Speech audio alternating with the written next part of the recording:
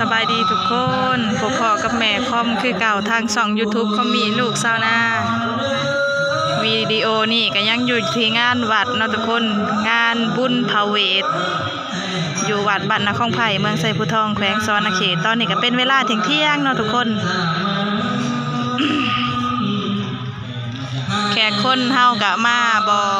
บ่นาปันไดมื้อนี้เนาะ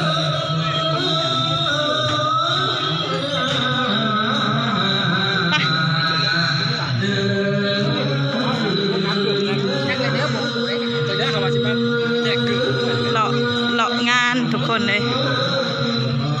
บ่ฮู้ว่าเพิ่นตั้งโรงทานหยังคอมไปทางนี้คอมบ่ฮู้ว่าเพิ่นตั้งโรงทานหยังเนาะทุกคนเดี๋ยวเลาะงานแล้วก็ไปเบิ่งโรงทานเนาะมีหยังกินมีหยังอยู่อาจารย์บัวทอง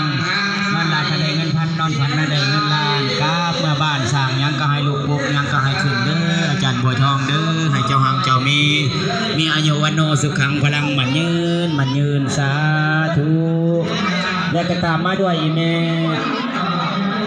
อ๋อโรงทานขวามีทุกคนเจ้าติดตามมาด้วยอีเมในคนพาโรงทานขวามีทีมงานลูกหลานบัตรสีสว่างนางเบต้าจากสารเขตมาตอนนั้นสร้างตัวสร้างผู้สร้างปัจจัยเรื่องกับเจ้าอยู่ห่างที่สาธุบุญนะให้เจ้ามีแต่ความสุขความเจริญมีสุขภาพแข็งแรงขอหน่อยเด้อถวยนึงนอนหลับจะได้เงินนอนตื่นจะได้เงินแสนได้ไหมเด้อแบ่งเงินมาจะได้เกี่ยวมาได้ช่วยเรื่องให้จะมาเบียร์ขอให้เจ้ามีแต่ความสุขความเจริญมีอายุวันโนสุขขังพลังมันยืนเด้อไม่ใหญ่น้ำพาเด้อน้ำพาพาลามานี่มีแต่สุขแต่ใสไปทางใต้มีผู้ช่วยเหลือไปทางไหนมีผู้ช่วยเหลือผู้ช่วยหาเสนาตามความเป็นจริงเด้อเจ้าให้อยู่กลางเด้อแม่เด้อคุณพระบางนั่งตุ่มนั่งตองนั่งขายดีเด้อขวามีนี่ขอสอง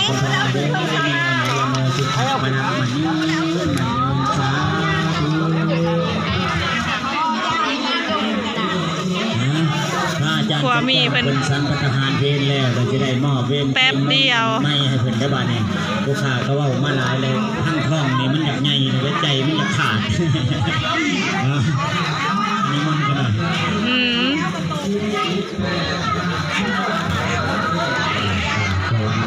แขกคนที่มาร่วมงานวันนี้กับบ่คอยนาปะได้เนาะทุกคนเนาะคือดังที่แม่คอมบอกไปในคลิปก่อนว่าปกติงานบุญพาเวทเพิ่นก็สิมีแผนจัดยิ่งใหญ่แล้วแต่ว่าเกิดเหตุสุดวิสัยเนาะทานคำไตศรีพันดอนอดีตประธานประเทศสปป.ลาวเฮาในเมื่อก่อนเพิ่นได้เสียชีวิตเนาะทุกคนก็เลยบ่ได้มีการหบงานบ่ได้มีการม่วนซื่นคึกคืนเนาะไว้อะไร7วันเนาะเพิ่นเสียชีวิตตั้งแต่วันที่3ไว้อะไรฮอดวันที่7เนาะทุกคนเสียชีวิตแต่วันที่2เนี่ยเนาะปงศพเนี่ยปู่เกียงไว้อะไรฮอดวันที่7ทุกอย่างเนาะเตรียมแป้งเนาะสำหรับการรักษาสุขภาพสร้างหน้ากระแลมแจกต่ออีกแล้วกระแลมขายดีมื้อนี้ท่านสร้างกับบ่เรือท่านเชื้อกับบ่ยั่งมื้อนี้นะอุโกโมทะหน้ามาต่อยอดต่อร่ำเนาะภาษาที่อุโกโมทะหน้าเป็นน้ำเด้อเนาะจัดการกำลังศรัทธาเขาคนญาติโยมเราบุญหาละสิบบ่ว่ากันเราเป็นบาบุญมือก็มีใครปันแจกมันบ่แยกออกได้คือไม่ขาดการได้ออกเป็นญาติโยมได้ชื่อแล้วเฮากินข้าวเฮากินข้าวก็อิ่มมันก็ไปอิ่มคอเขากินผู้รอกินมหาตราลิขาเวนะเขามาเกมนะคะห้องไผ่ถือโฮมเสกันหันขั้นเข้าหายโตกับทองโฮมเสกันนั่นเขาให้ถือมาหายบ่ถือมาหายกับถือไว้เป็นสิริมงคลให้กับตนเองและ ออกเป็นยาโยมเราก็ขอเห็นเส้นเจริญพรเด้อเราเป็นว่าบุญบุญนี่ กุ้งไก่ไฮโลเนาะทุกคนหมากโตนพร จัดบ่ได้ให้ทำใบหาสีเห็นได้ออกเป็นยา เพียบจุ้งไม่ใช่รถน่ะ ความตายนี่แทนพ่อทุกบาทยา โอ้ยแล้วจุ้งน้ำร้านก็เป็นหลายๆบัดนี้ เศร้าเห็นหน้าตัวบาทยัง ลูกสาวกับมานะแม่ แสดงการออกเป็นยาโยม เมื่อแล้วบัดนี้นะ ตั้งใจ สิจุ้งไปทางใด ทำบุญทำทานเนาะ บ่อยู่แฮพระเวทป่ะ จิตใจใจกุศลเนาะกับเจ้ากรรมนายเวรที่ออกเป็นนายโยมได้เห็นแต่กระทำที่ผ่านมาเนาะมาอีกแล้วแก้วแกนสภาดีกามีทางขอบเพื่อขอออกสิแน่เราเป็นแต่บางโกเมธาหน้าต่อยอดแต่ละมีปัจจัย ถือจองไว้ 30,000 กีบเนาะอาซาเทโลขัดจะทานตัวเดียวให้ได้มากคือเก่าเด้อขอออกสิแน่เด้อ เฮ้ยไปไหนเฮ้ย ตอนแรกเนี่ยให้เขา พ่อจอนมาพ่อกันอยู่นี่ละเฮานะเบิดมื้อ สุขีสุขขังหังดีได้เงินคำใดมาเทมาเด้อเนาะ เบิดขวามีเบิดแล้วบ่ให้ขวามีนะ ในหน้าที่การงานในการค้าการขายบ่หรือว่าเฮ็ดอะไรก็แล้วแต่เนาะขอให้มีแต่ความสุขความเจริญเนาะขอให้มีแต่อายุวันโนสุขังพลังมันยืนมันเด้งเด้อ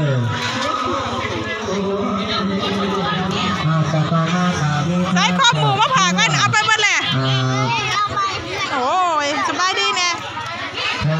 ออกบ้านมาจากวัดศรีได้เป็นกระบวนโคโมทาหน้าว่าต่อยอดต่อเรามีคดีปัจจัยอยู่4,000 ยิ้ม 4,000 กีบเนาะมาอีกแล้วแก้วราคาขอให้ใส่อยู่ที่ไหนเพื่อกีบ คือว่าปีนี้ก็เป็นปีที่3แล้วก็เป็นปีสุดท้ายของการเฮ็ดบุญพระเวทเนาะทุกคนสำหรับอยู่วัดบ้านศรีสว่างใต้เมืองไซบูทองแขวงสวรรณเขตเนาะ ผมใส่ให้กับลูกกับหลานเด้อเป็นไงบัวเด้อแม่นบอกกระซาทูโปรโมทนาบุญนำมาจากสวรรณเขตเนาะกระซาทูโปรโมทนาบุญนำของต้นหยาดโยมนำบัตรทุกท่านทุกคนที่มีจิตใจเลื่อมใสมาอีกแล้วแก้วแก่นสัทธาดีเราก็มี ลูกหลานเฮากินอิ่มหนุ่มบุญแล้วก็พากันเสียงโชคได้บาดนี้ สวรรณเขต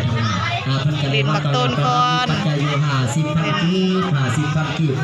ขอสาธุ ไฮโลเนาะ ขอให้เป็นทานแก้วทานทิพย์10 ประการเด้อปรารถนาสิ่งใดก็ขอให้ได้สมดังมโนรสให้ปรากฏในเมืองคนอย่าถูกจนเงินใส่ มื้อนี้แม่ฟ้อมจึ้งอยู่ในบ่อนโรงทานนี่แหละเนาะไปต่อยอดต่อรากมาแล้วก็มาจึ้งอยู่ในห่มนี่ สมใจเจ้าป่า เพราะว่าเบิดบริเวณวัดมีห่มม่วงนี่ห่มใหญ่กว่าหมู่